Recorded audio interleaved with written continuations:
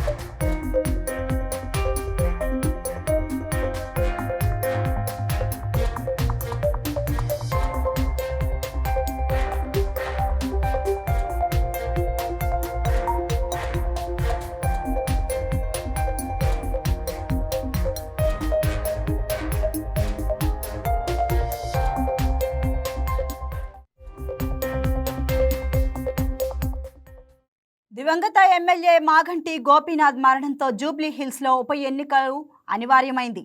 ఈ సిట్టింగ్ స్థానాన్ని తిరిగి కైవసం చేసుకోవాలని బీఆర్ఎస్ పట్టుదలగా ఉంది.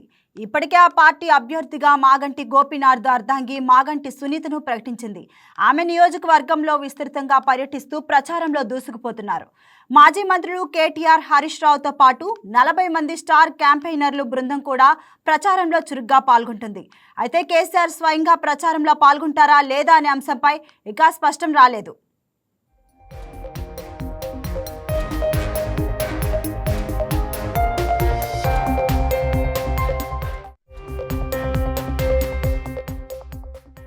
మరోవైపు ఈ ఉప ఎన్నికను కాంగ్రెస్, బీజేపీలు కూడా సవాలుగా తీసుకున్నాయి. కాంగ్రెస్ తరపున నవీన్ యాదవ్, బీజేపీ అభ్యర్థిగా లంకల దీపక్ రెడ్డి బరిలో నిలిచి తమ గెలుపుపై ధీమా వ్యక్తం చేస్తున్నారు. 3 ప్రధాన పార్టీలు ఈ ఎన్నికను ప్రతిష్టాత్మకంగా భావిస్తూ ఉండటంతో జూబ్లీహిల్స్లో రాజకీయ వేడి తారస్థాయికి చేరింది.